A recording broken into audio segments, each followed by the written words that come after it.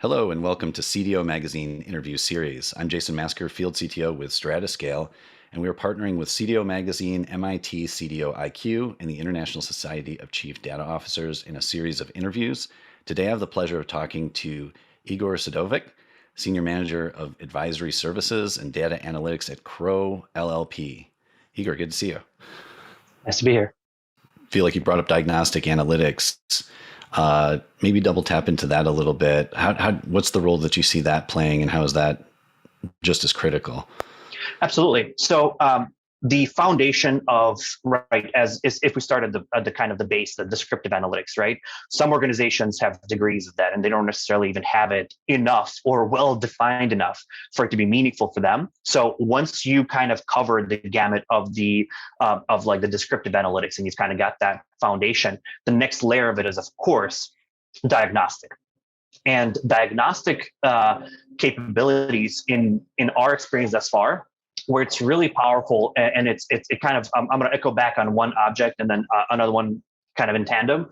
The diagnostic aspect of it comes with the inward looking of opportunities to reduce waste, right? So oftentimes it includes internal audit testing, looking at purchasing alignment, looking at the quality of your AP ledger, the quality of your AR ledger, the quality of your financials, automating your kind of closing of the month and making sure that all of your balances tie from a financial modeling perspective, right? So a lot of those different disparate pieces are readily available for automated testing, right? And there are so many organizations, and Crowe is an expert in the field, in my opinion, at creating creative advisory audit assurances and solutions that can help organizations superset the ability to diagnose problems before they happen. So becoming more, less reactive and more proactive, because you're actively testing live data instead of getting to reports down the line or doing like a quarterly retrospective. You're able to tap in that data uniquely today. So for example, some of our,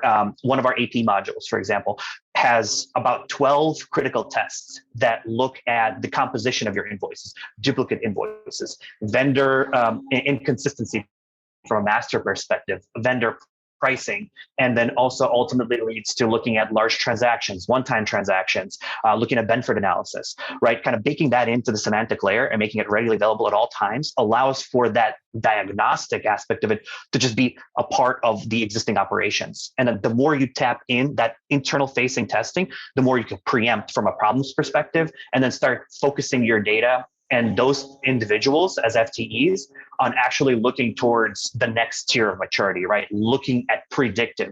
Because I know this happens here, I can predict this happens there, right? This will happen because of A, B, C, and D. But you have to have that diagnostic layer that looks internally across a number of functions to kind of get where the next steps look like. Yeah, that's a good point. You're directly aligning with that sort of overarching business objective of taking experience-driven business decisions and making them more fact-based, and that perfectly aligns with your early and often milestones, right, of feedback to the business.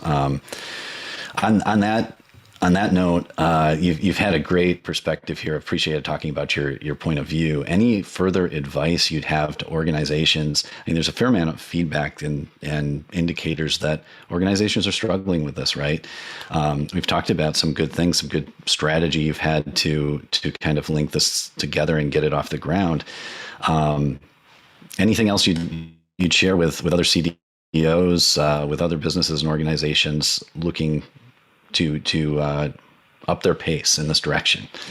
Yeah, absolutely. So I have a couple of notes here, a couple of bullets that I'd like to throw out there. I know it's a little bit verbose, but I just have some thoughts, right?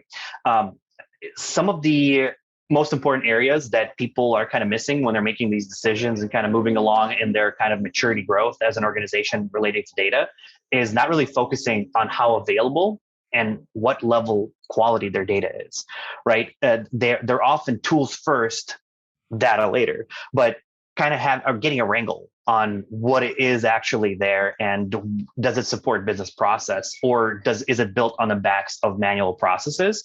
That's a very important introspective review you have to make today, because we've never seen an organization, and I'll make this claim boldly, that has come to us and said, we don't have any data. It's the opposite. We have too much data, and we have pockets of value, spread across, totaling probably 1 to 12% of the actual volume of data that they have, but we're making decisions on gut instincts and a 1% of higher of our data capabilities, right? So you're still kind of in that blend. So really look at the data quality, really look at the data usability, and really strive towards thinking, how do I improve that foundation first? Because once I'm aligned there, beyond that, I could focus on growth. I could focus on expansion, and then tooling becomes very important. Hey, what's the most optimal for my environment? What's the most optimal for my cost structure, my capital expenses, right? There's a whole lot you could get into there from a strategy perspective, but focus on that first, because the tool isn't going to fix your data for you. That's going to be, unfortunately, right now, it's a bit of an effort and requires different acumen that most places don't really have in place.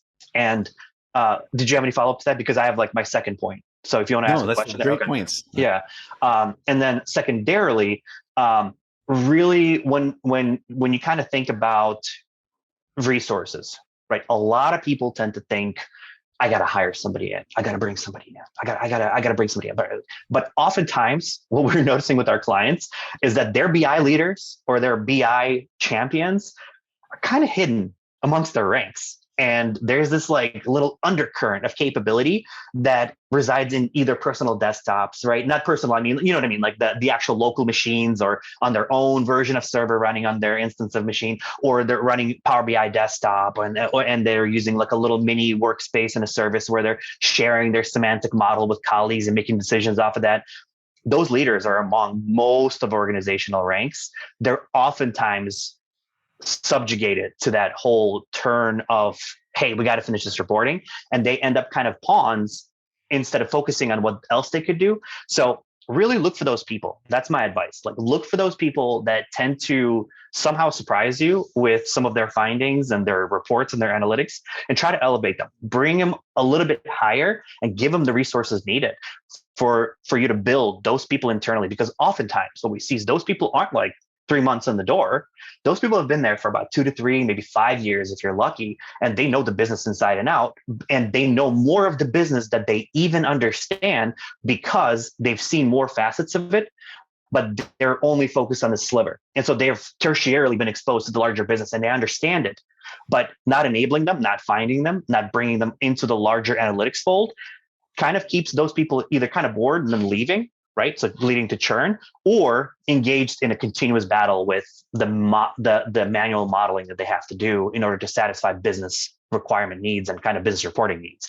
So keep an eye out for those people. They'll usually have a Power BI model, right? That's the easiest tool nowadays for you to actually kind of model it out and kind of get a semantic layer going. You don't even need any licenses for that, right?